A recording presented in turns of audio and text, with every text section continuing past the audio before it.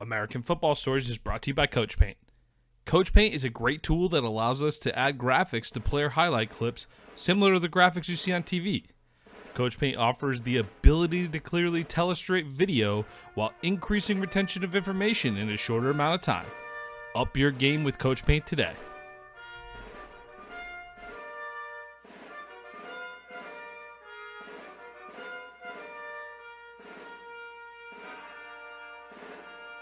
American Football Stories presents In the Trenches with Robert Parker featuring Jordon Scott from the University of Oregon.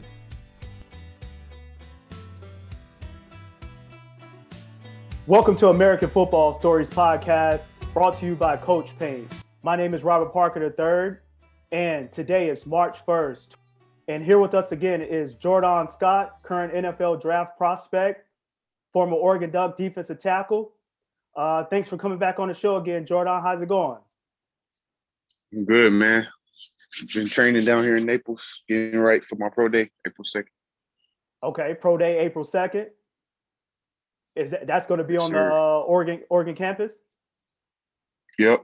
Okay, perfect. So yeah, man. So the last time we had you on, you talked about the defensive tackle position, and not getting necessarily the love from the stat sheets and everything like that, because a lot of the stuff you guys do kind of get thrown under the rug. So just bringing you back on in this new segment called In the Trenches. So we just wanted to highlight the game film and you breaking down and seeing the impact that you make from the defensive tackle position.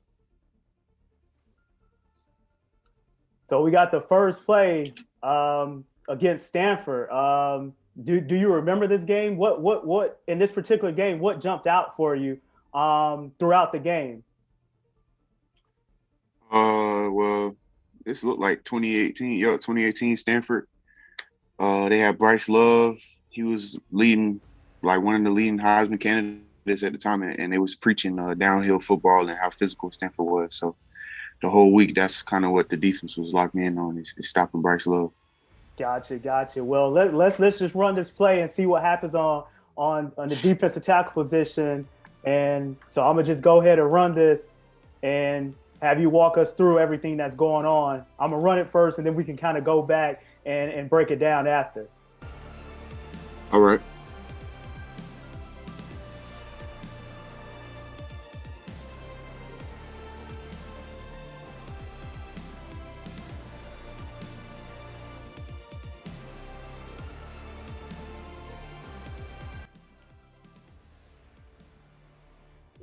So I'm gonna go back to the beginning of that, Jordon, and we're gonna break this down.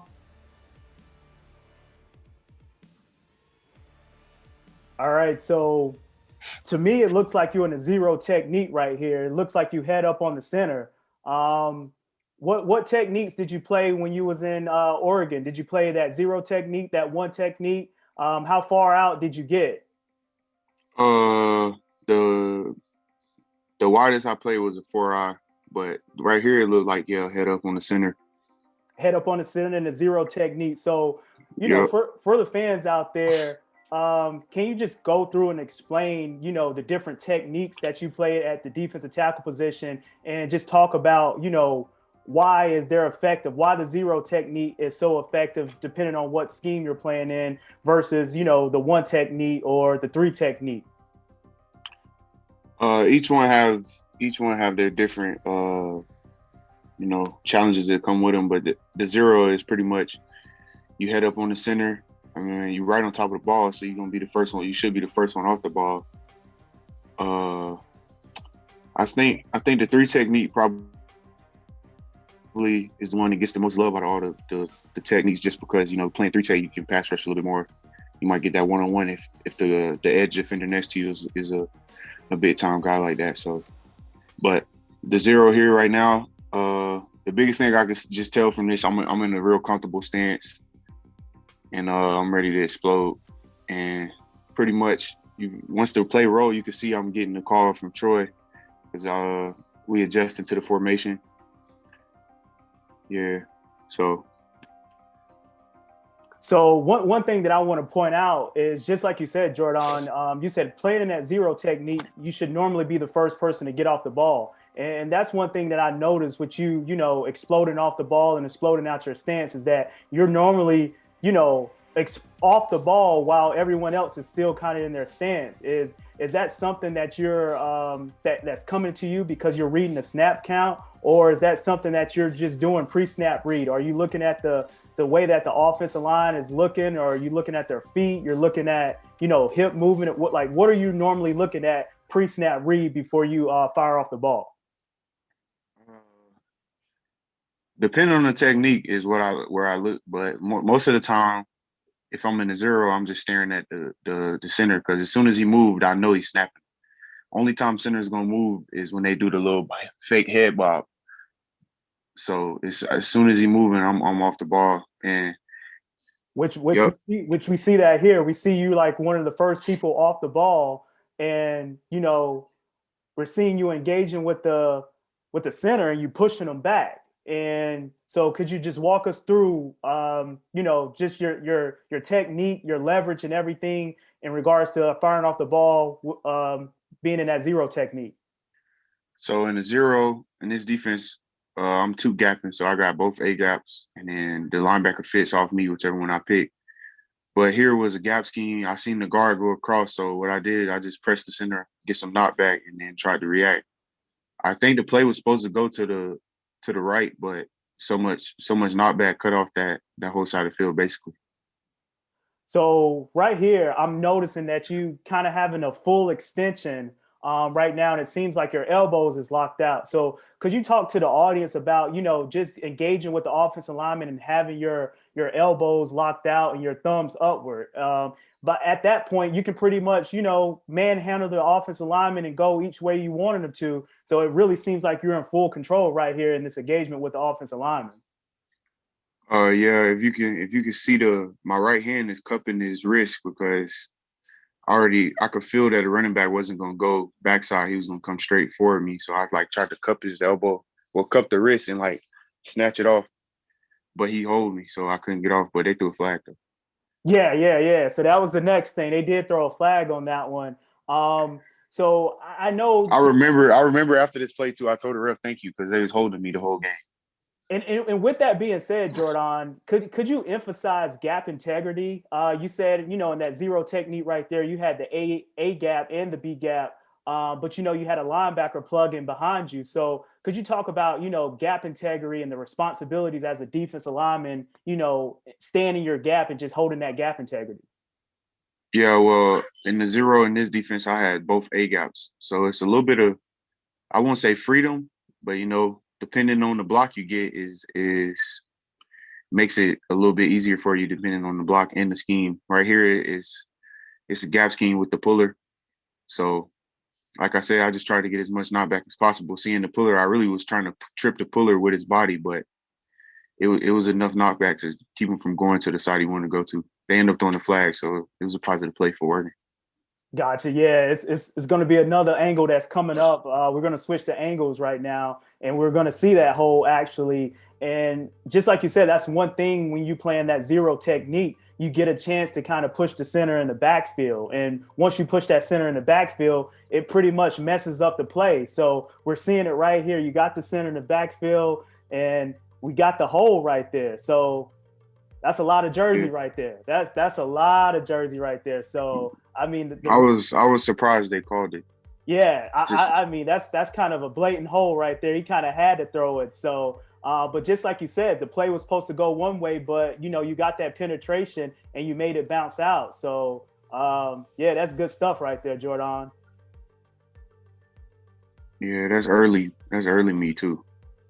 That was 2018. That's sophomore Jordan. Yeah, fat boy. And with that being said, actually we got another play going on right here. I think this is also 2018 with Bryce Love, your sophomore year as well. Yep, it is. Now, pre-snap right here, you're not in that zero technique. You're not head up on the center. You're actually right here. If you see my mouse and icon right here. Yep, I see. It looks like you're head up on the guard. So could you talk about that particular technique? Is that the one technique? it's a shade on the guard, so it's called a 2I. Some coaches call it a G. But yeah, it's a 2I on the guard, and you got the 8. Well, you got this A gap, but in this defense that we play, I could 2 gap, that's what I like to do because it gives you a little bit more flexibility playing the block, depending on how they block is, depending on what gap you go. But I don't think I even made a play right here, but it looked like I got some knockback. That's what I'm believing. Yeah, nah, definitely. So I'm gonna just go ahead and run it. Yeah.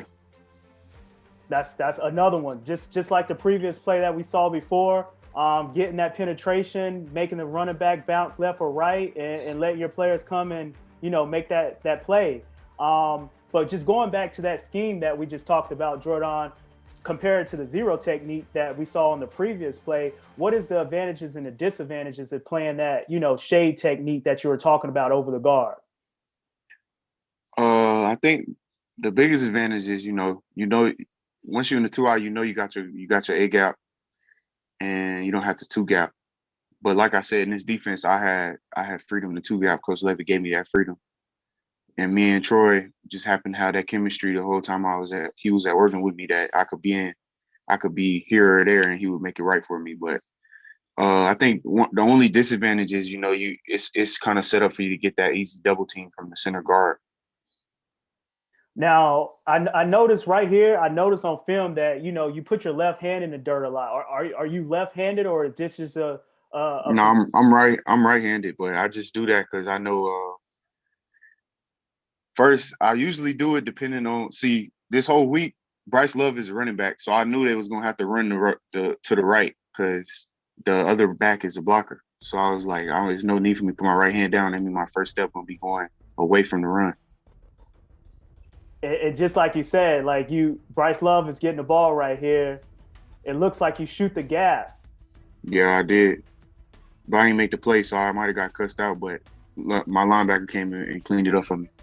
But and that's one thing that we talked about, Jordon, as far as the big guys up front, the defensive tackles, not necessarily racking up the stats in the stat sheet, but you didn't make the tackle on this play, but at the end of the day, you slowed them down, and you had help coming over the top. So that's something that goes underlooked, that a lot of people don't notice, the casual fans out there. So I know you didn't make the play on this one, but at the end of the day, you still impacted the play. Yeah, which is what I was telling you, man. Playing inside D line, getting those double teams all the time. Sometimes you get through clean, but it's going so fast you miss a guy. But my linebacker was there to clean it up for me. There you go. Number 34, and we're going to talk about that jersey change later on in the segment as well. And pretty much this is just showing you getting the push, shooting the gap right there, and just having your linebackers run down here and then cleaning it up the play. I mean, once again, we just talked about it. You didn't make the play, but you affected the play, and you had an impact on that particular play. So on this next play we have, Jordon, it looks like you're back in that zero technique again, head up on the center. Yep. And once again, you have your left hand in the dirt. So what's going through your mind right now, pre-snap? First and 10. I'm thinking run. It's Stanford. They look like 12 personnel. So I'm thinking run. I only got my left hand down. I like to show that I can put both hands down on film. So I usually just whatever hand feel comfortable at the time. But sometimes I'll be doing it to cheat the play. But right here, I'm just in the left hand stance. And with that being said, you say you like to show that you can put both hands in the ground. What advantages is it to be able to put both hands in the ground? Because just watching film and just breaking down film with certain defensive tackles, they always keep that same hand in the ground. So what are some of the advantages of actually putting both hands in the ground? Well, like I told you with the last Bryce Love play, you got to be able to get your body going in the direction of the block. And sometimes if you have the wrong hand down, that your first step is automatically putting you behind the block. And that's the thing about D-line that, you don't really learn until you get into colleges. no matter what position or what hand, or is some schemes that set up for you to be behind the block if you coming off the ball too hard, or you got the wrong hand down. So you got to pick up on those things through film study. Gotcha. So one thing, just breaking down your film, Jordon, is that it really seems like a lot of offensive linemen might be worried about your power and your bull rush, but one thing that they forget is that you can get off the ball and you actually have moves. So what advantage is of that is when you're going up against an offensive lineman and they think you're going to do one move, but you do something else. It's pretty cool to watch my game evolve from this time and then my junior year and then to my senior year. And I always knew that I had enough power to be able to bull rush, but like you said, people want to anchor so bad, so fast, and then you be able to show that you got a little bit of athletic ability past just being strong. So it's pretty cool to watch people, to watch my game evolve, really. So as the play is rolling right now, you're engaged with the center, and it looks like you got a full extension right there, and you're pushing them back in the backfield. And right there, what people don't understand is that you're already disrupting the play. The running back hasn't even got the ball yet, but pretty much you're disrupting the play. Yeah, and I remember this play too. Coach Joe was so mad because it's like a perfect rep until I do this. I thought the quarterback had the ball. I don't know what I was thinking. So this is the RPO that a lot of teams are running right now. So and that's one thing, being disciplined and having that gap integrity. So that's funny that you point the fact that you thought the quarterback had the ball, because when the plays keep running, I see you running like you're going after the quarterback, and then it seems like you're like, okay, the running back got the ball, and you plant, and you're running downhill, Jordon. Like, you're running downhill. There you go. Yeah. So even with that being said, even though you said you kind of lost that eye discipline and you thought the quarterback had the ball, you still made an impact on the play, because for one, you got that push up front initially, and then you redirected yourself and you ran downhill to kind of help in on the tackle. So I think that was one thing that you talked about early, as far as the preparation and studying and just knowing what the team is going to do throughout the week. So was that more so film study, or was that your instincts taking over at that particular play right there? Well, yeah, I just told you, they 12 personnel, first down is heavy run for Stanford always. Every time I ever played them, 12 personnel, they ain't putting two tight ends on the end of the line of scrimmage to run away from them. If you see it right there. Yeah. So this is another angle right here. Getting that initial push. There you go, right there. You just like you say you thought the quarterback had the ball, but look, you plant, redirect, and get downhill and get in on the tackle. So I mean, that's good stuff right there. So this one of my favorite college plays right here, though. So walk us through this play. This is one of your favorite plays. Walk us through it from beginning to end. Pre-snap read, you're right here in that zero technique that we've been talking about so far, head up on the center. So what is going through your mind from a mental standpoint? Are you reading the offensive lineman? Are you reading the guard? Like, what are you looking at this point? So mentally right here, I'm like, this heavy personnel, they don't have no receivers in, so I know it's going to be a run. So that's why my stance is so heavy loaded, because I'm trying to get off fast. I see they got this big personnel. They got at least 3 tight ends in. It looked like, it's two on the boundary and then one up top, and they got a fullback. So I was thinking, just get off the ball. I knew they like to do gap scheme though, so I was expecting some type of pull or something, or a down block. I think I got a down block right here from the guard. And when you say gap scheme, Jordon, could you emphasize that and talk to our audience and our listeners about what the gap consists of and everything from an offensive lineman standpoint? What are they trying to do to get you out off guard or to knock you off the ball? All right, so gap scheme, when you pull in the gap scheme, you're trying to create extra gaps. So that's what's happening right here. Uh, yeah, you can just run the play. Troy directing traffic, my guy. And I'm like, all right, they moved him over there. They ain't moving for no reason. And then boom. So the gap scheme is pretty simple. It's simple football. You line up and you block here, or you got the pullers. But I knew once they moved the tight end to the other side, they was going there because Coach Joe always tells us don't make football more complicated. They're not moving bodies over there to not run that way. So off the snap, I already knew what it was. Yeah, so I'm gonna just rewind this, and I would just like you said, like at the point of contact.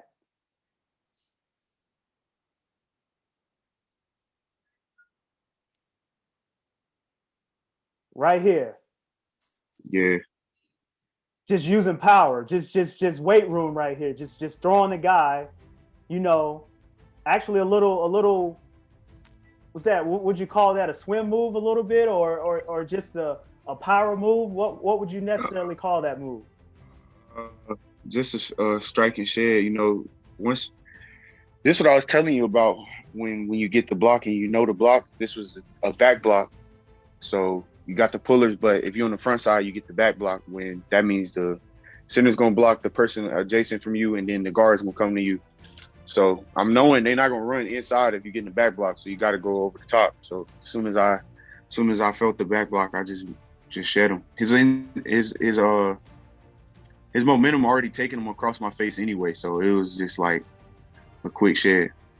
Quick shed block. Once again, running downhill, making a tackle on Bryce Love. A Heisman Trophy candidate at that time. And right here, you give a little extracurricular activity, just dancing and everything like that. So I know you're a Florida guy. So what you be bumping before the games to get you crunk? Or is that a little bit of Rick Ross? Is that Plies? What gets you going before the game? I listened to Kodak before the game, Kodak, Future. But now I listen to different. But then that was Kodak, though, definitely. So that was Kodak right there. So that was Yeah. 2018 going against Stanford and Bryce Love. So I was just reiterating. I love to see the big guys kind of get down, after making a play and just dancing and everything like that. So you said that you was definitely jamming a Kodak around that time. Definitely. Definitely. All right, so we got another play against Stanford. This is also 2018 as well. Now, right here, you're lined up, not over the center, so too high. Once again, that same too high. So once again, got your left hand in the dirt. Back is parallel, and we're just gonna play this right here. Getting pushed, getting pushed, getting pushed, and you know what they always say, Jordon. If you can't get to the quarterback, what's the next best thing to do? Get your hands up. Get your hands up, and you definitely got your hands up on this one. And there you go. You hit us with another dance. What was that right there? Just this whole week, my teammate Matrell was like, "You got to turn up on these boys, man. They're not ready for us," and that's what that was. Okay. Listen, it just rocking with that Kodak. Yeah. So as I run the play again, Jordon, you see, getting that push, it, you know, real good coverage on the back end because it really looks like KJ Costello had nowhere to throw the ball. And, he's trying to throw that crossing route, but you get that hand up there and you deflect the pass. So you get that PD. So as a defensive lineman, how good did that feel getting a pass deflection? And I know it's not a sack, but, talk to our fans and our audience about the fact of the pass deflection compared to a sack. Well, any way you can affect the game is good, and the pass deflection is basically a tackle at the line of scrimmage or a tackle for loss because the ball didn't go you didn't gain yards, and usually if you get a pass deflection, it was coming a low route, and most of the time low routes be like a run and catch and get the first down. So it's good to get for me short dude getting it past deflection in big game. It was big. It was a big play for the game. That's good stuff right there. So we're gonna move on to the next play, Jordan, and this is 4th and 1 situation right here. You're definitely lined up on the center. 4th and 1. You know what's coming. What's running through your mind right now? Are you gonna fire off high, fire off low, submarine? What are you thinking about right now? Uh, get off the ball. Try to get up under. On 4th and 1, Olami getting a 4-point stand, so I'm already in the 4-point naturally.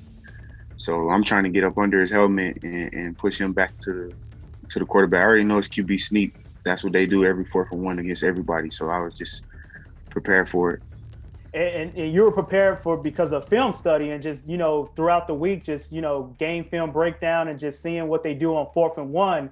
And actually, if you're looking at the film right now, it looks like you're not offsides, but you're right there. Is that something that you do depending on the down and distance, or did you check with the linesman to say if you was offsides at this point? Nah. That's how I like to play up on the ball, so they'll get a Olami less time to react. But right here on 4th and 1, you got to eat up as much space as they'll let you. So, and I'm gonna run it, and exactly, you got that leverage. You came off in the 4-point stand, submarine, and you guys got to stop on 4th and 1. But pretty much our whole conversation so far has kind of been being an impact player at the defensive tackle position. And, that might not necessarily show up in the stat sheet, but could you walk us through and emphasize how important, that play was from your, defensive line position? I And mean, there, it's a big play in the game. One, because it was money time. They almost in the red zone going in to score. It's fourth quarter. 4th and 1, they get this and they still going and driving. But a stop on 4th and 1 is always a big deal. And I just happened to come off the ball before they did, and pretty much that whole O-line on top of me right there. So you pretty much ate up like 2 blocks. You took 2 guys away, so your guys can kind of run to the ball and get that stop right there. That's huge right there. I mean, you didn't necessarily get the tackle or the assist, but right here you walk into the sideline, you getting the helmet slaps. And I tell you what, you only get the helmet slaps on 2 occasions: when you make a good play or when you make a bad play and people's trying to get you back into the game. But clearly you made a good play because you're getting those helmet slaps right there, Jordan. Yeah. So I'm gonna move on to the next play. Once again, Stanford 2018 tie ball game, 31-31. It's overtime right now. So this is money time. This is crunch time right here. And once again, you're not lined up on the center in that zero technique. Is that the same too high technique that you were talking about earlier? Yeah, looked like a 2-eye, yeah. Okay. So I got you right here coming off the ball. Oh man. See, and I remember this play because this is the type of stuff O-line do and think they doing something at the end of the play, but it's like it's whatever. The knockback is there though. I clearly see that. You pushed him like at least 2 yards in the backfield right there. I mean, just being disruptive up front. I'm just running it slow right here. So right now, the running back has a decision to make. He's trying to decide what he's going to do, where he's going to go right now. But pretty much, he can't go nowhere. He's bottled up. I see that. You're getting held right there. You're getting that arm free. And you're in on the tackle right there. So one thing I want to talk about, Jordan, is that we always talk about the defensive lineman getting pressure, up front and pushing the offensive lineman back in the, quarterback's lap. But how disruptive it is for a running back to kind of get the linemen's pushed back in their laps as well.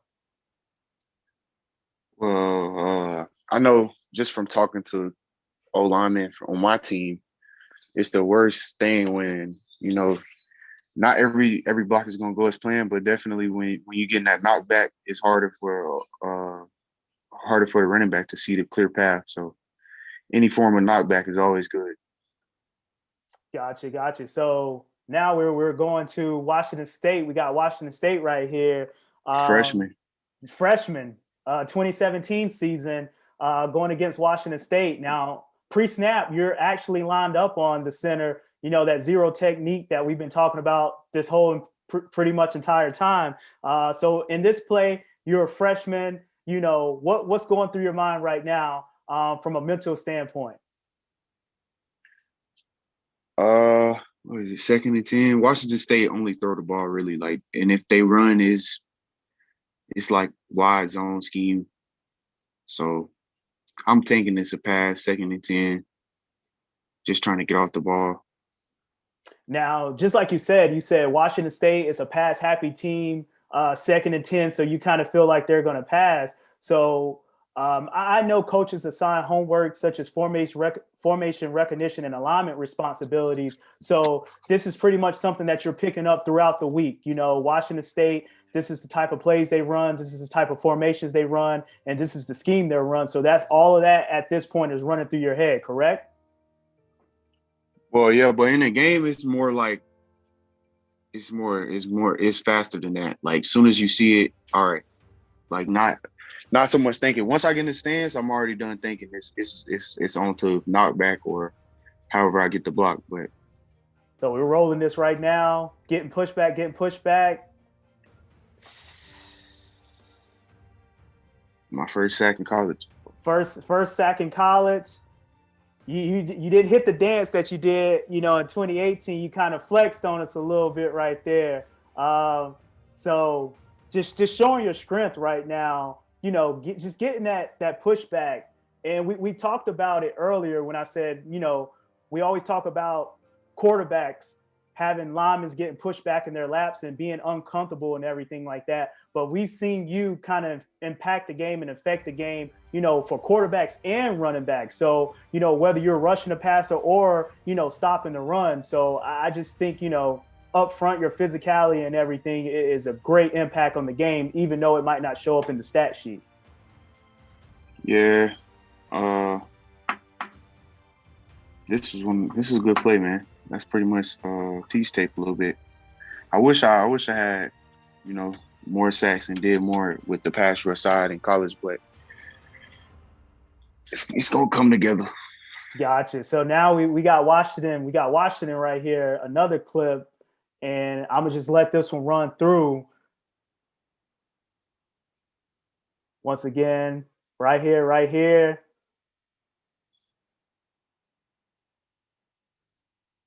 So on this play, not necessarily the pushback that we've been seeing on the previous plays, but it really just seemed like you kind of held your gap integrity on this one. And then when the running back was trying to bounce back, he was right there to eat it up. So could you just walk us through this particular play right here? I'm a rewind that one back and you can walk us through that one. Yeah, so Washington, big gap scheme team. So that whole week and they got they got Myles Gaskin and Ahmed and they had the little running back Sean McGrew, I think, one of those, whatever. They all like to cut back. So the whole week we was talking, you know, standing your gap, playing your block, and not tearing off until the ball carrier decided where it's going. So I'm just holding my block, moving with the ball. So right here, you just holding your block, moving with the ball. And once again, just not. But you can see that I'm looking through the O-lineman V-neck. Like I could see when he cut, and that's when I did it. Yep. So right now, you know the running back is cutting back right now. And you've been holding your position this whole entire time, holding your block and holding your gap. So as soon as Myles Gaskins bounce back, you're right there to eat it up. Yeah. And this is, you know, with the number 34, you rocking the cowboy collar, which you got the roll on the back of your neck right there. Yeah, that was, yeah, 2018. 2018. So we got another 2018 clip from Washington right now. And this time, once again, you're in that zero technique with your left hand in the ground. And I'm going to just go ahead and run it. Getting that push right there, eating it up. So on this particular play, you talked about Washington being a heavy gap scheme team. Um, so what was your train of thought on this particular play right here? I'm just rewinding it right now so we can go through it together. Well, it's 1st and 10.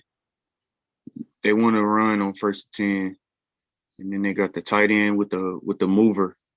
So I'm already thinking it's probably most likely going to be a run. And then, yep, get the gap scheme with the puller.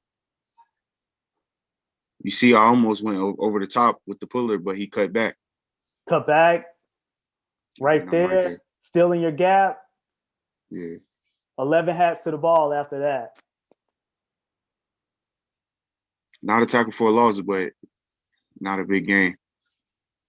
And you're right. So that wasn't a tackle for loss, but not a big game and a big gain. And so as a defensive tackle, I know you guys want to get, tackles for loss, you want to get the sack, but what are you comfortable with a running back gaining from a rushing standpoint every play? If a running back gets 2 yards on you, are you happy with that? Or 3 yards? Well, Like what is that number that you kind of have in the back of your mind, just like, okay, well, I know, he has a couple downs to get 10 yards. So I feel comfortable with the 2 or 3 yard runs.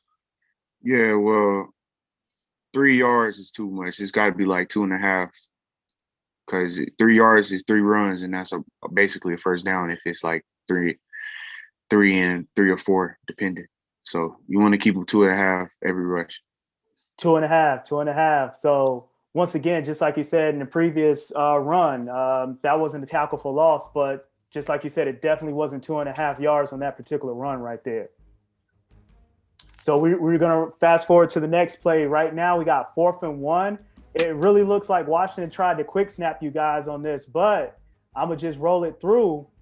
And it just seems like he was the first one down in your stance. Was that something that you were prepared for? The quick snap, trying to get that first down? Was it something that you saw on film?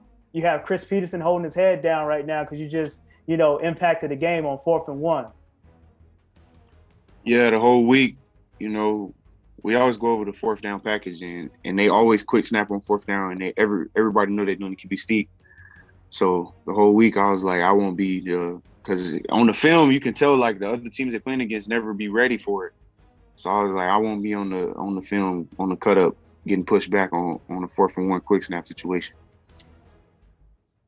And as we run this right now, once again, you were definitely ready. As soon as they hiked it, you got that push. And actually, almost a turnover on this play with the fumble, with the ball popping out. So I think that was just a heads up play on your part as far as, just knowing the formation, knowing what they do on 4th and 1, trying to get the quick count, and you just getting that push up front. There it goes. The ball's out right now. So not only didn't get a first down, they actually lost yards on that particular play because of your push up front. Yeah. So next play, actually, we got the Michigan State game. This is the Red Box Bowl. So once again, got you. You're not over the center in this particular play. It seems like you're a little bit wider on this actual play right now. Is that the same too high as before? Nah, this is a head up on the guard. So just a 2 straight up. Straight up 2 technique. Yeah.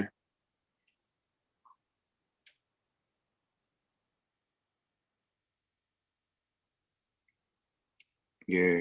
So That's just basic knockback. So Not once really. again, we talked about, the stuff that necessarily might not show up in the stat sheet. And this was indicative of it right now. You didn't get a tackle for loss, but at the end of the day, you was very disruptive up front and you made the play, kind of stall at the line of scrimmage. And I think you knew it because I see your celebration at the end of it. Just like, okay, I didn't get the tackle, but you know what you did. Look at you, just going crazy. Yeah, that whole week they was like putting on Twitter the Pac-12 week and all of that, and not physical. So we was all juiced up for this game. Juiced up. And normally, the Big Ten teams, they try to come in, they try to overpower you, at least from the running game standpoint. It really seemed like you guys are ready in this particular game, and you more so than others.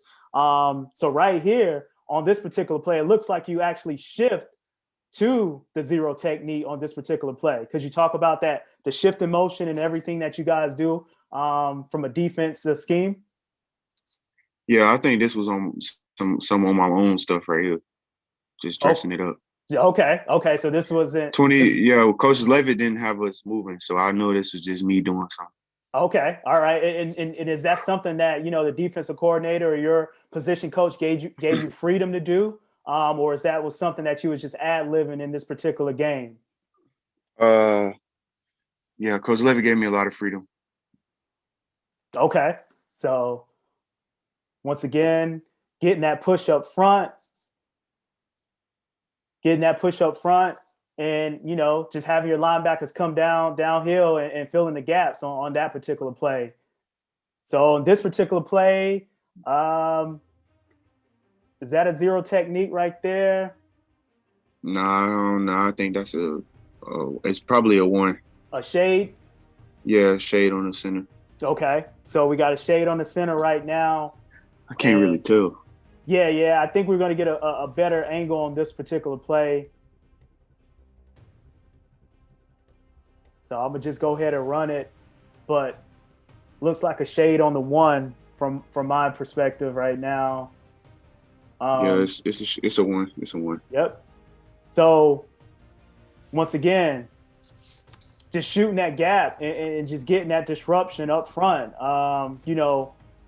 Not necessarily making the tackle, but just stalling everything up front at the line of scrimmage. So as a defensive tackle, how important is that to be involved, even though when you're not racking up the stats or racking up the statistics that a lot of people would like to have? I think it's like, for me, it's just more of a pride thing, knowing that not finna be getting pushed back. Like, I'm playing run first every time. And once again, we see it again on this particular play, just taking on 2 blocks and kind of, holding things up at the line of scrimmage so your guys can come in and make the play. And this is what we was talking about. This stuff doesn't necessarily pop up in the stat sheet, but this is important, especially at the defensive tackle position. And now we're going to, I know we had a conversation on our previous episode about Arizona State. You said any game film on Arizona State, that was one of the games that you had that you just felt like you just dominated from beginning to end. So on this particular play, can you walk us through what you're seeing, and why was Arizona State one of those games on your schedule that you just feel so confident and comfortable with? Well, this 2019, we got Coach Avallo's scheme going here. I don't know. I really don't know what's up with Arizona State. I like teams that run the ball, and they try to run the ball. So, and they have Eno Benjamin, and he was one of the leading rushers in the Pac-12. So I knew that it was going to be a heavy run game, or it wanted to be. So we got another angle right now. So right now, pre-snap read. What technique are we in at this point, Jordon? Head up on the guard and the 2. 2 technique right there. So I'm gonna just run us through it.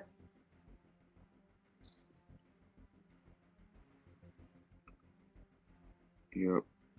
There you go. Another one of those sheds. Just shedding the offensive lineman coming down. Missed the tackle though. Missed the tackle, but once again, your guys are right behind you, filling in the gaps, making the play. So that's a big time stop right there. So we got another play. Oh, this looks like that screen. No, this ain't that one. Running backs motioning in. Yeah. So we got another angle at it right now. So so this is zone blocking versus gap. We'll see how the O-lineman come. I'm in the 2 auto, but you'll see how the O-lineman come off. It's a zone.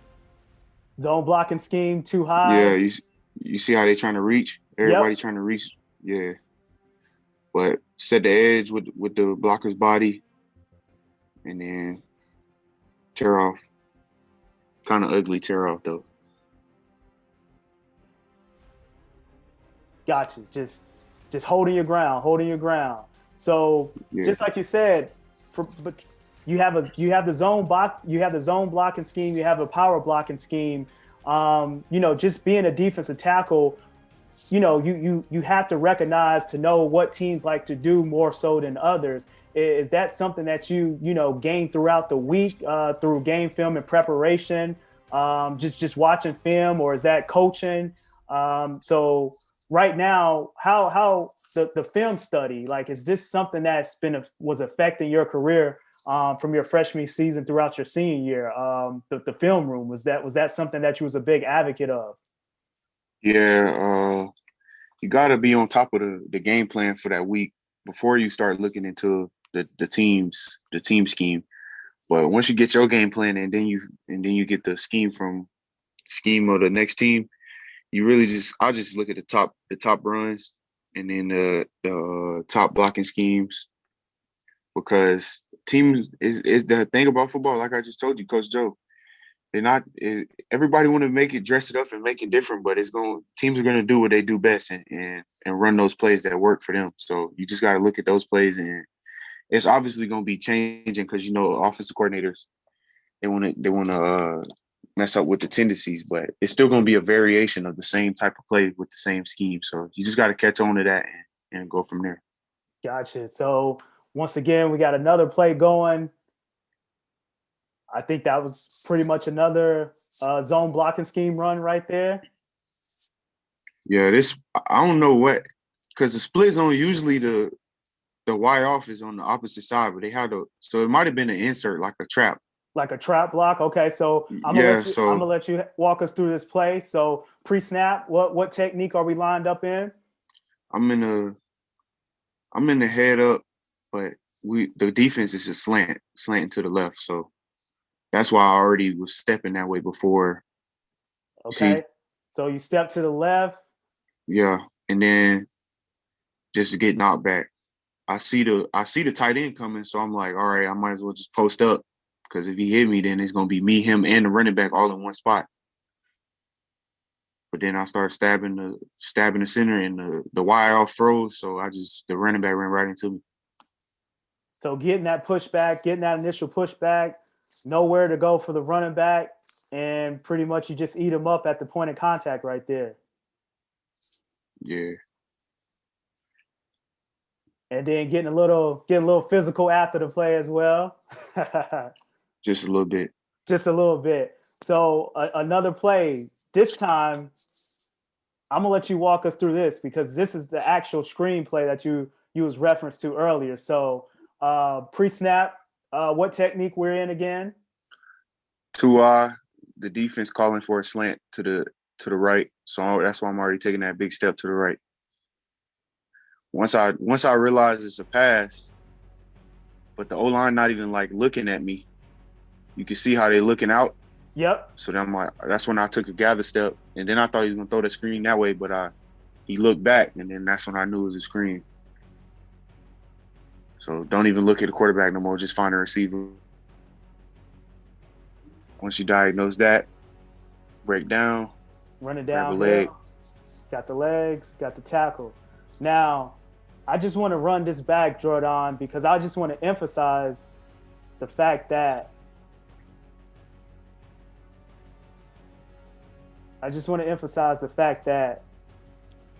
where you're lined up at and where you run to the ball at. So you ran to the hashes on a wide receiver screen, 300 plus pounds. Not a lot of guys can do that. So once again, you said that is just something that you recognize just from film study and, formation recognition, that you just knew it was a screen coming. And once you diagnosed the play, your instincts just took over. So is that what we're seeing right here? Yeah, like I said, once I took the step, the O-lineman not even looking at me. Because if it's a real pass, O-lineman always going to stare at where they're trying to block. So that's when I knew. I was like, oh, they're not looking at me. And then I seen the quarterback look, and then look back, and I knew it was a screen. So just run it down.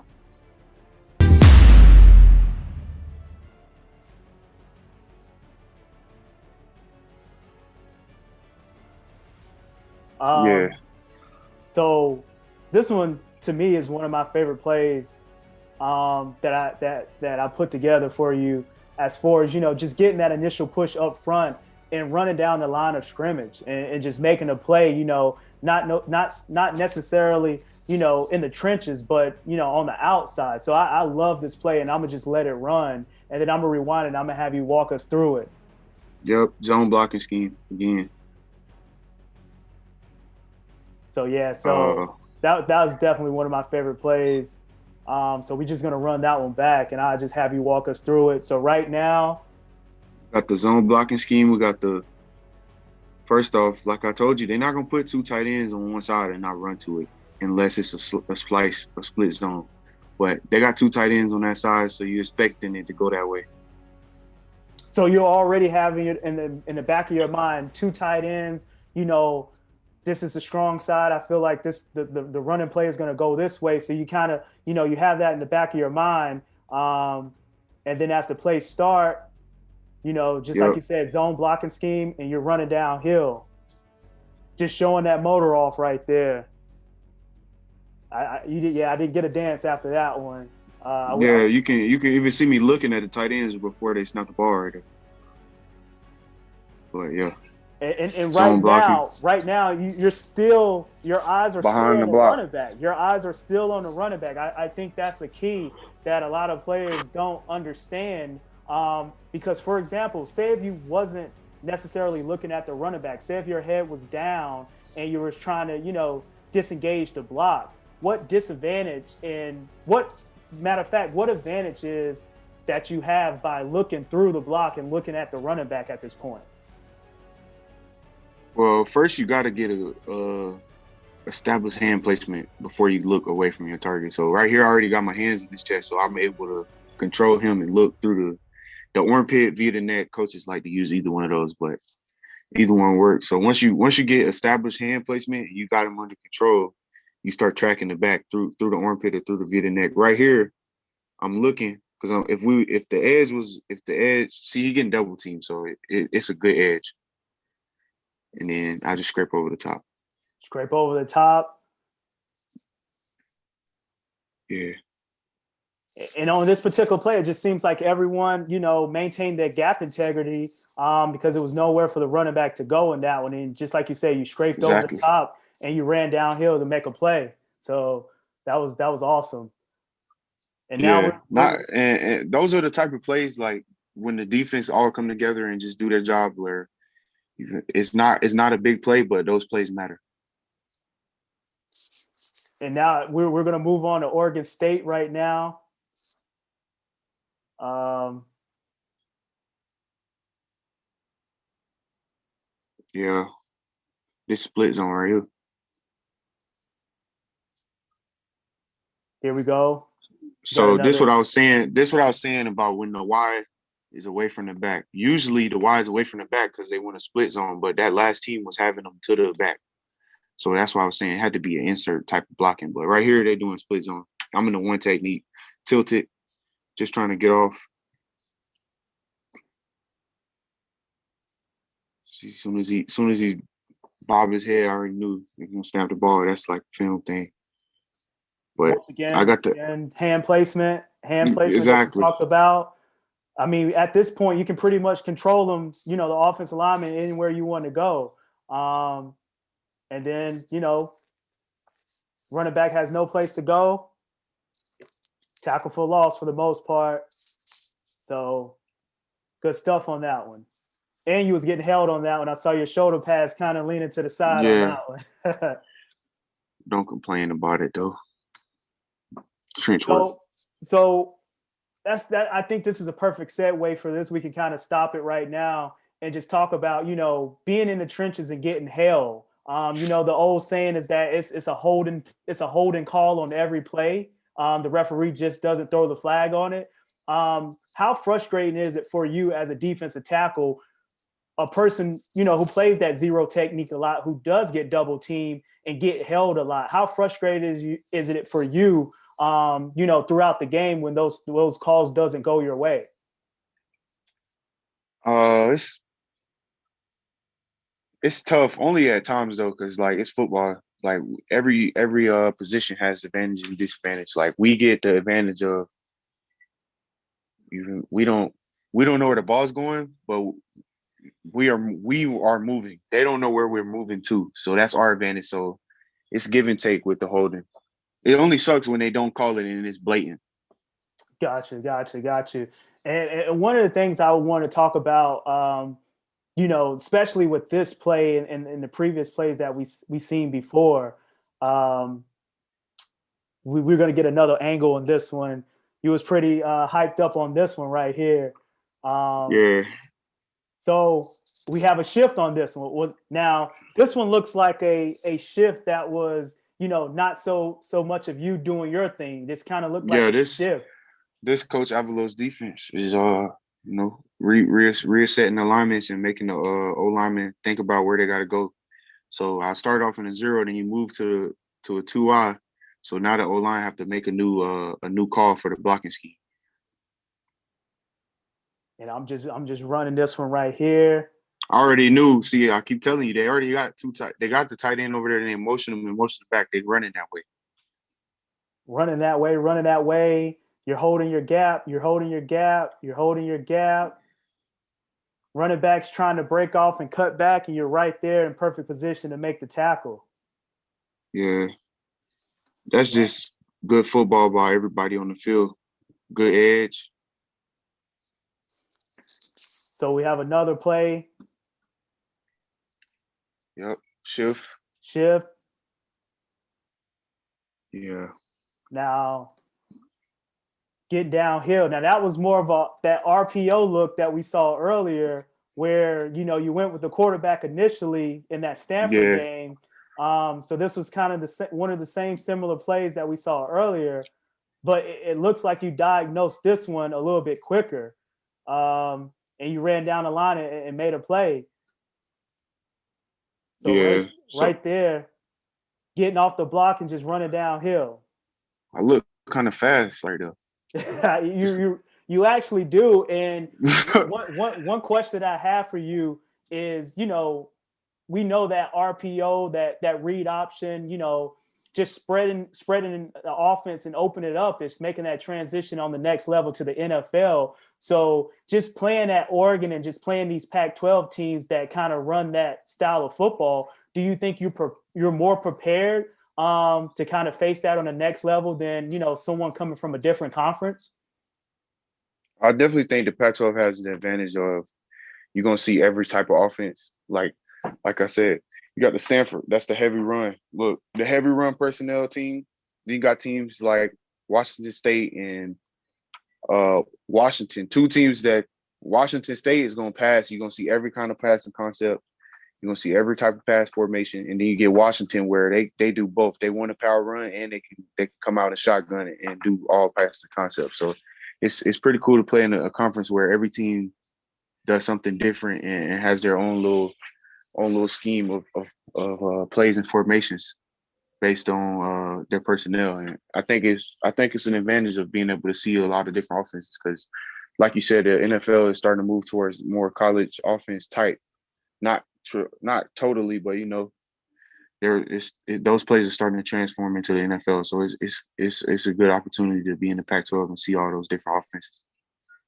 Yeah, that's some good stuff right there. We actually going back to Stanford in the heavy run game right now. I'm just playing this one. I'm gonna replay it once again. This freshman year right here. Freshman year, 2017, getting that push up the middle of the field. Jersey rip right here. So your shirt jersey kind of torn. Looks like you've been getting held all game right here. But once again, you just play through it. You play through it. This one of my favorite plays right here. Yep, and I'm definitely have to get your play-by-play on this one right here. So got you right here. Looks like you're in that zero technique that we've been talking about. Yeah. And snap of the ball right there. What are we doing right here? What are we doing? So this is a zone scheme. I got two gap, but the center was reach blocking, hoping that the guard would be able to overtake me. But I was like holding them off with my hand while I'm running. and just so happened that I got in front of him and ran down the line and made a play. And made a play.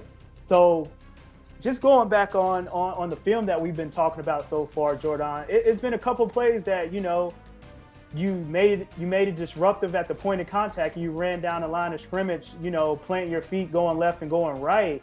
I just think that's significant to have on tape and film, just to show you that you have that motor and you have that quickness ability to run down runs. You're just not a run stuffer. You can actually, play the run, on the outside and the inside. So we've been seeing that time and time again. And this was another play that kind of showed that off. Yeah. Now right here. This is the bump combo right here. Beat the bump combo.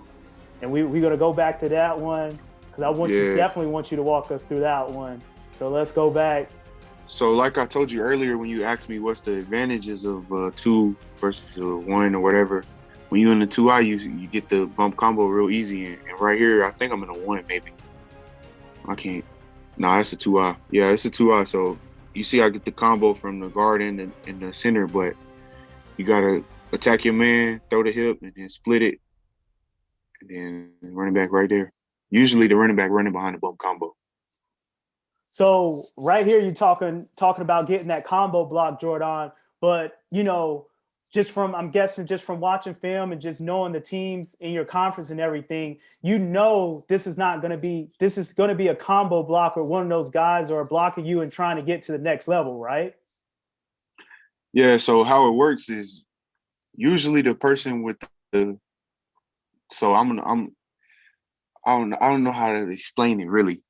If you're in the 2-eye, you most likely getting the double team. That's just the only way I could think about it. You're gonna get the double team because the center is uncovered, so he has to help. He's not just gonna go straight up to the backer.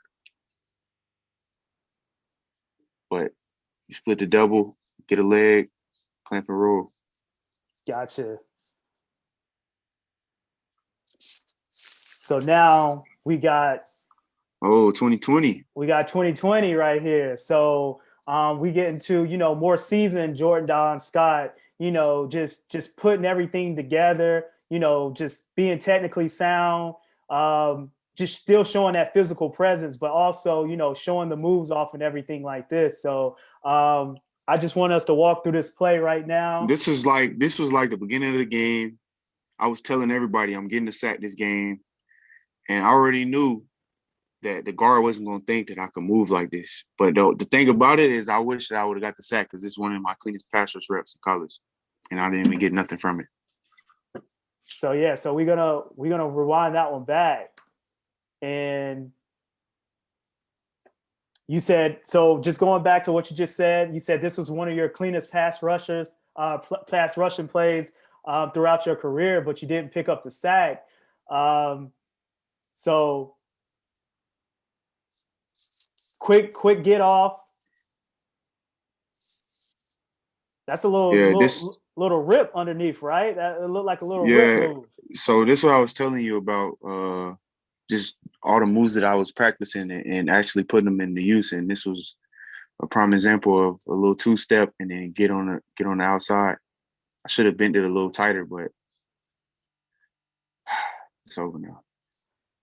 So we know that, as you being a defensive tackle in the trenches is really a hand game. Of course, not rock, paper, scissors, but at the end of the day, it's about, proper hand placement and physicality at the point of contact. So I think this is what we're seeing right now. Just like you said, got a little rip, proper hand placement, beat your guy.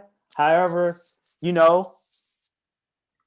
nothing from it. Nothing from it, but at the end of the day, got the quarterback to step up in the pocket. And that's one thing that we don't talk about enough is just moving the quarterback off their spot.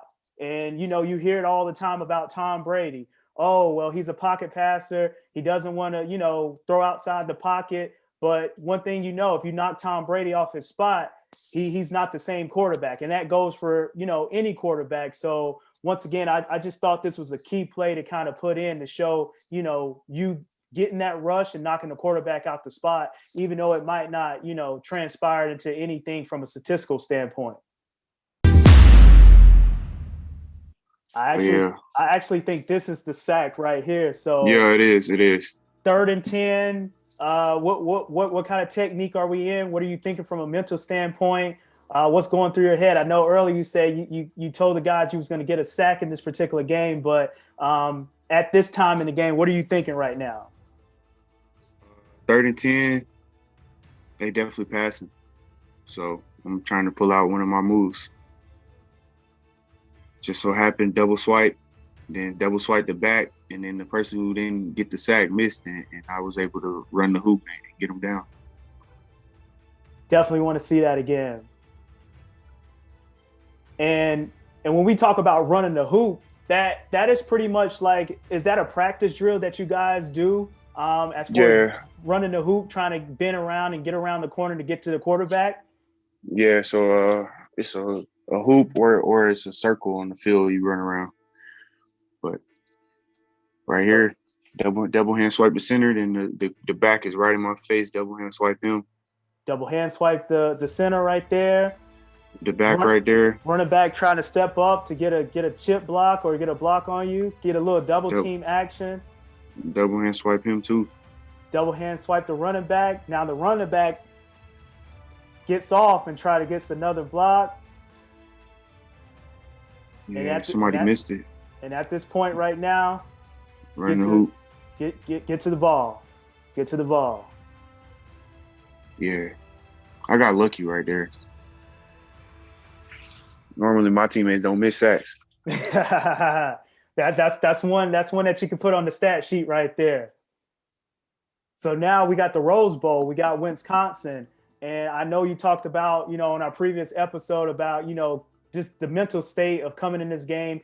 Jonathan Taylor wasn't going to go off on you guys, and it was a team effort. Everybody was on the same page. I'm just going to go ahead and roll this. And Yep, big personnel. They're not doing all this motion and putting the fullback in to throw the ball. So we already knew what it was. This gap scheme with a puller, but yeah, and I didn't even do nothing here. But the knockback kept the pullers from getting around too easy. yep, we're gonna see you here in the middle, just getting that penetration, just like you said, getting that penetration right there. So he couldn't go to the outside. He had to cut it back. And that's what we've been talking about all episode, Jordon, as far as the stuff that doesn't necessarily show up in the stat sheet. And one of those plays right there, just getting that pushback, staying in your gap, and just having somebody else make the play.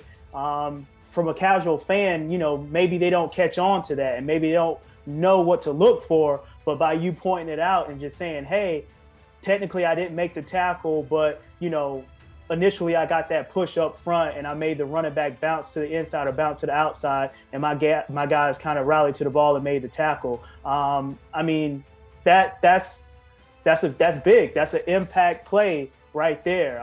Just showing our casual fans out there, just the trenches and what you guys go through game in and game out. Yeah, it's a good one right here though. Look at that. Same thing. So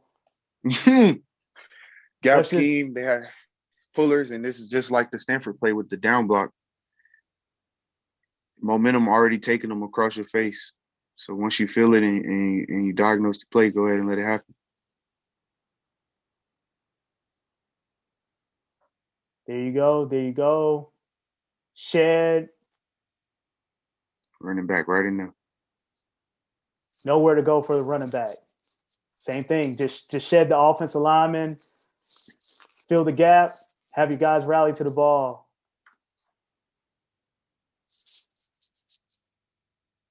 Okay. Still staying on the Rose Bowl game right here. We got you right here. Not a zero technique. So in this particular play, you're not lined up on the center right now. No, it's a 2. You're in the 2.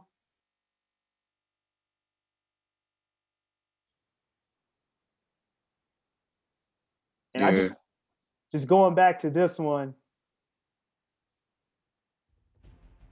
So could you just walk us through this play right now, Jordon? You're in that 2. You see the ball snap. Yeah, I'm a little late off the ball. a little But late off the ball, but you know, you maintain your gap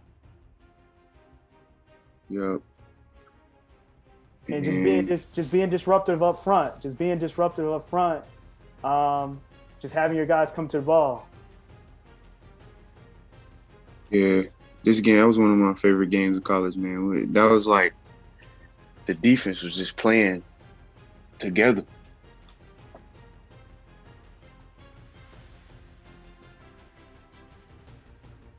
One of the best mascots in the game right there.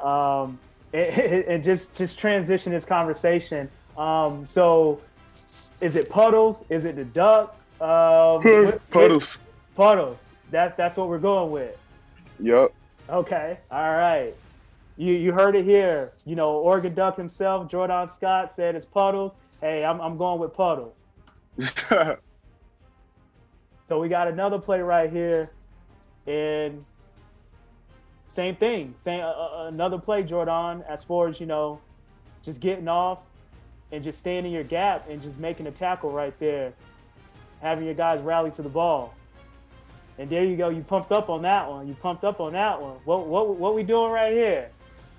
I don't even remember. I remember this play, but I don't remember. I feel like I don't know. I don't know. I don't remember. Okay, so we I got remember.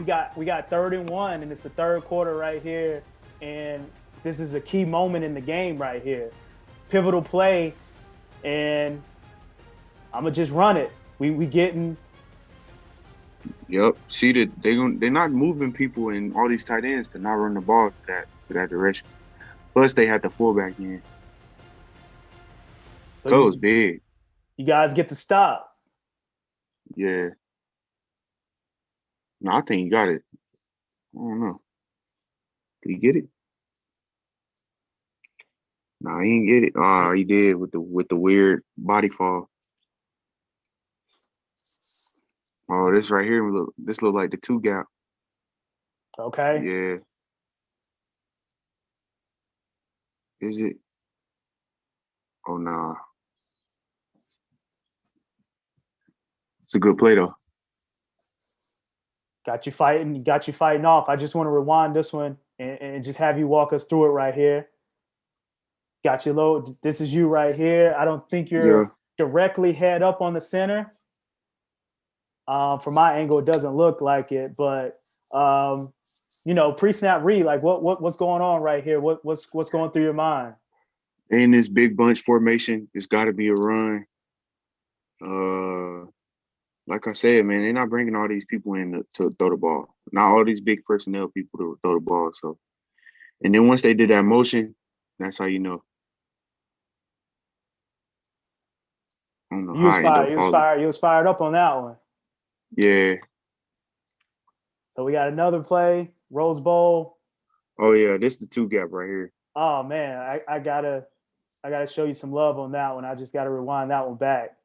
So like I've been saying the whole time, when you get the gap scheme, it can come with pullers or it can, but this is pullers. And So we got the you see engagement with the O line. You pushing them back, yeah, pushing them back.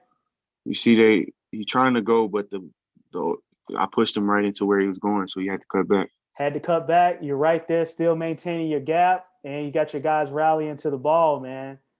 Yeah, but don't go. What goes unnoticed is let it go. Whoever just cut the pullers, number 7, that's big. That's a big play by him. Cutting the pullers set the edge on that, and then that's why I made him cut back as well. So let's rewind that and let's show your guys some love as well, and just kind of point out another thing that goes unnoticed. Number 7. Yeah. So he cut the puller. Cut the puller. Yep. 71. And then that's why he was cutting back. But that's the thing about D-line. Like cutting the puller is just a basic play, but it matters because if you don't, then they might get the edge. All right, now we still saying we going 2020 right now. This is USC. I think this is the Pac-12 championship right here. So I'm gonna just run this, and this was one of my plays that I put together because we talked about, defensive tackles doing their job and not necessarily getting that love. So just going back, you know, So on this play, I'm rapping to contain, which is why 97 came through so heavy, because he already knew that's where he was going, and I got to rap out to contain. Once I seen the running back though, I was like, I don't know if I should. I was just like, I'm not gonna let him run the ball. I'm not letting the quarterback run the ball. I see the running back right there, so I'm like, I'm gonna just keep the quarterback in the pocket. So that's why I'm like shuffling a little bit. now with you saying that you was rapping and containing on this particular play, how many 300 plus guys, nose tackles that we see, rapping and containing to keep the quarterback in the pocket? I don't know, man. It's all about scheme right here. That's just my DC believing that I can get out there and contain it. So. And I think that's one thing that goes unnoticed as well, as far as being a defensive tackle that can play in multiple schemes. And just like you say your defensive coordinator is giving you the freedom and trusting and believing in you that you can wrap and contain and kind of keep the quarterback in the pocket. And you did a great job on this particular play. You're not rushing. Let's just point this out. On this particular play, you're not rushing to get a sack. You're just containing the quarterback. Is that correct, Jordon? I mean, every play is you trying to get a sack, but yeah, the job objective right here is to make sure you don't get out of the pocket. Yep. So pretty much you did your job on that one. I mean, unfortunately they got the pass completion, but there goes another angle of four is you just wrapping and containing the quarterback and just making him change directions and going across the field. Yeah, that's a great play by him though, quarterback. Give him his little credit. Unfortunately, this is the one that I had on here. There was almost. You got to the quarterback. He got the ball off right before you got there, but you got to hit on the quarterback. And unfortunately, it was a touchdown, Amon-Ra St. Brown. But at the end of the day, those hits on the quarterbacks, they add up. Can you talk about those hits on the quarterback throughout the game, adding up and how it impacts the game, in the fourth quarter? Yeah, so basically, man, it's all about affecting the quarterback. Not every play you're gonna get a sack or a stat, but those hurries and the hits and the pressures add up, and the quarterback can start flinching or being worried about the rush and start taking his eyes off his reads, and all of that matters when it comes to the passing game, because passing is set up on timing. Everything is about timing. So if you can mess with the timing, you can mess up the passing game.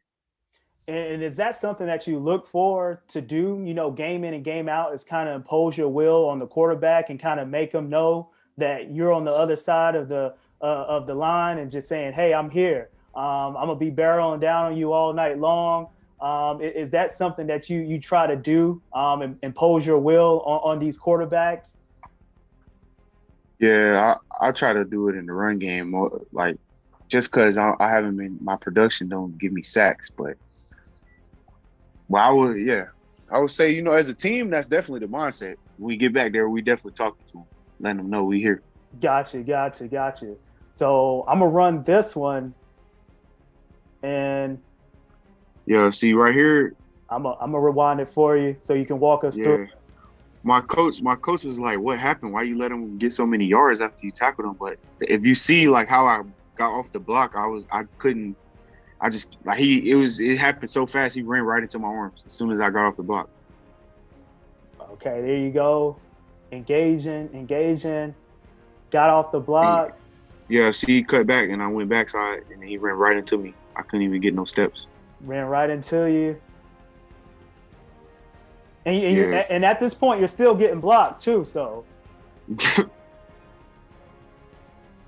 Yeah. So just making a tackle and taking on the block, and I think that's just one thing that we've been talking about, this whole entire time that goes unnoticed, is the fact that you're gonna have those tackles for loss. You're gonna have those tackles, in the middle of the field in the trenches or whatever. But at the end of the day, you're going to be making those tackles where someone is still draped over you and still pushing you back and trying to make a block on you. How difficult it is, to make a tackle, but also getting blocked at the same time.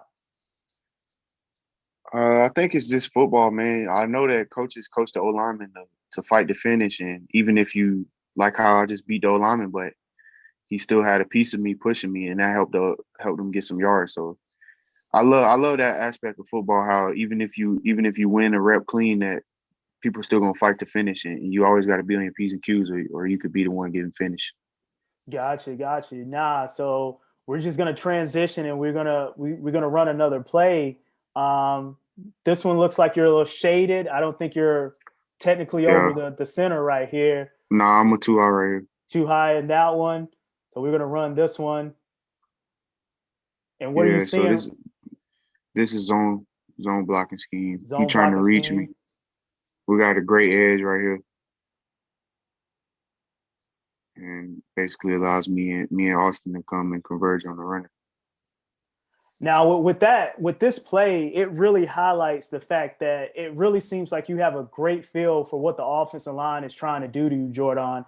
You feel the single block really well, and double teams are always the toughest. But do you know when the double team block is coming? Do you know when you're one on one, or is that just the feel of the game, or it just comes throughout the game?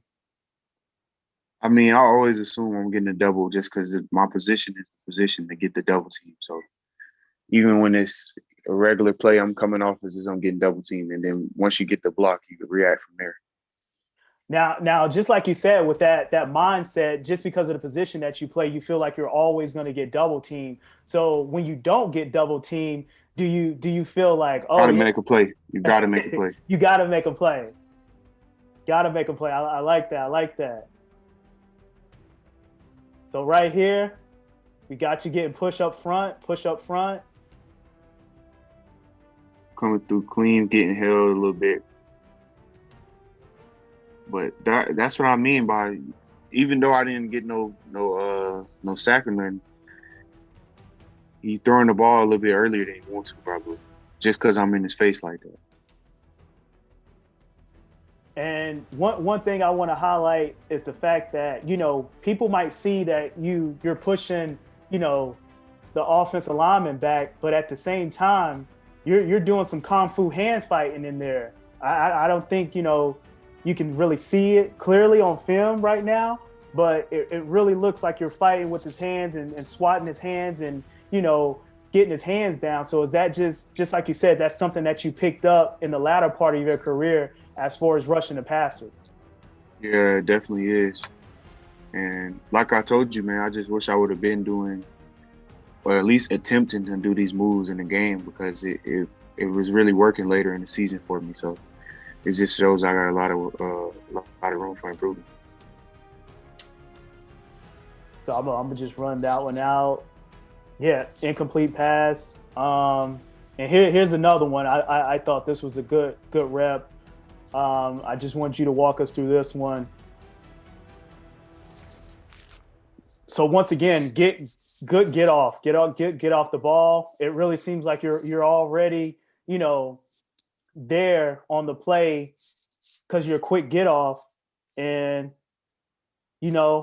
once again it's a screen pass, but we talked about it before. Getting hits on the quarterback. That's two hits that you got on the quarterback. Getting the ball out of his hands earlier than he wants to, and just showing your pass rushing acumen and everything that you've been establishing over the course of your career. So I like to see the hits on the quarterback right there. Yeah, I was mad it was a screen because I felt like it should have been a regular pass so I could get a sack. But just like you said, the sack definitely shows up in the stat sheet, but just the quarterback hurries and the quarterback hits and the quarterback pressures, not so necessarily, and that's what we saw right there. You just getting that hit on the quarterback, so kind of have him rattled throughout the game. So on this one, Jordan, I really like So this. they tried to do gap scheme right here with the puller, me and KT set a great edge, and then he had nowhere to go.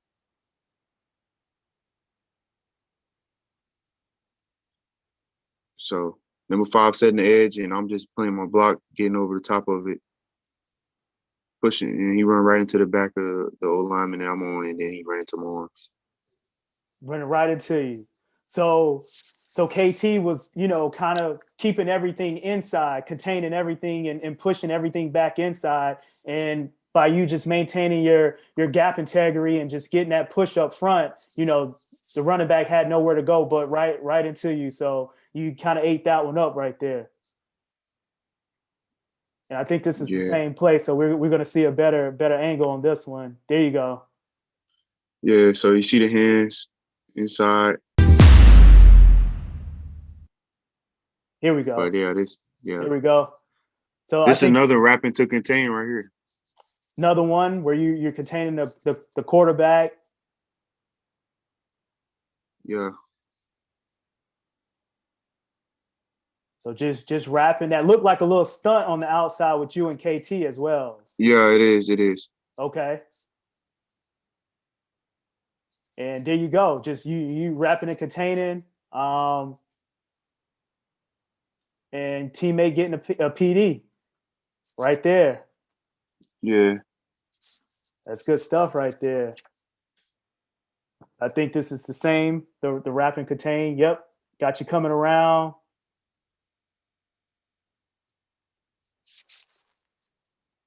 But yeah, so pretty much that was all the film that I had for you to kind of break down. That was all the film that I had for you to break down and everything like that. And I just kind of want you to, just kind of reiterate and emphasize the fact that, playing that zero technique, getting double team, defensive tackle position, a lot of stuff doesn't show up in the stat sheet, but I think you kind of work throughout the content of the game film to kind of break down and say, hey, you know what? These are some things that, the casual fan should look at, especially when, when you're scouting or just looking at the defensive tackle position, because these are the things that go unnoticed. So I really think you did a great job of highlighting and breaking down the game film. Yeah, man. Just like I told you, playing interior D-line not going to always be the prettiest thing, but you can affect the play so many different ways. So that was pretty cool. You guys gave me the opportunity to highlight some of those things. Yeah, definitely. I know, during our past episode, you was talking about just the defensive tackle position. And, we actually wanted to kind of emphasize that particular position in the trenches, because, there's a lot of things that you guys do that does go unnoticed. I mean, just like you said, if you play that 3 technique, kind of like Aaron Donald, you do get a little bit more love because you have the opportunity to kind of rush the passer and kind of stop the run. But playing that, too high that you talked about in that zero technique, maybe not so much of those opportunities, but you guys do impact the game and change the game for everybody, especially, the linebackers and, the DBs on the back end. Yes, sir. So that was it, Jordon, man. Thanks for coming on again. Thanks for joining, American Football Stories podcast, sponsored by Coach Paint. Got to throw that sponsorship out there. And that's it. Anything you want to leave us with, Jordan? Anything you got to plug? Talk about, your pro day coming up. Anything that you're doing on your IG, Instagram, anything that you want to talk about. I'm open up the floor for you. I don't got nothing, man. Just just value the good D-line play, man. Not everything is about stats, and that's kind of challenging, when we live in a stat-based world. Outside of football, everything is about stats and money and what you got and what you got to show for it. But it's the position is invaluable. It's always somebody got to make the 2 yard tackles and stuff like that. So it was cool. Y'all gave me the opportunity. Appreciate it. Oh yeah, no, most definitely. And just like you said, we are living in an analytical, based world where, numbers matter. Everyone wants to go after the analytics. You have Pro Football Focus. You have a lot of these analytical based, stuff out there where they are highlighting players, but just like you said, normally majority of the time they're highlighting the skill players and, the sexy positions, the wide receivers, the quarterbacks, the running backs and what have not, but not so necessarily a defensive tackle position. And I just wanted to give you that opportunity to kind of highlight, your game film and break down your game film with you to kind of, show our casual fans and our listeners that, hey, the defensive tackle position is definitely, a position that goes, undervalued sometimes, depending on what scheme and technique you're working in. Yes, sir. Appreciate you, Rob. No Shout problem. out American Football Stories for giving me this opportunity, man. Yeah, man. You just like I said, you're a friend of the pod now. You're welcome to come on anytime. Anything you want to do with us moving in the future. You definitely have a platform to kind of, do what you want to do and showcase your talent and talk about anything that you want to talk about, personal level, social activist level, anything that you want to do. You're definitely a friend on the pod, and we definitely love having you on the show. All right, man. Appreciate you. No problem. American Football Stories is brought to you by Coach Paint. Coach Paint is a great tool that allows us to add graphics to player highlight clips similar to the graphics you see on TV. Coach Paint offers the ability to clearly tell a straight video while increasing retention of information in a shorter amount of time. Up your game with Coach Paint today.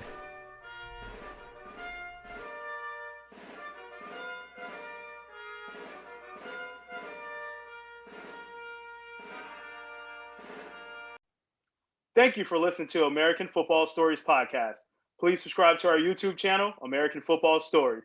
We are working to grow our network on YouTube and we'd love to have you subscribe.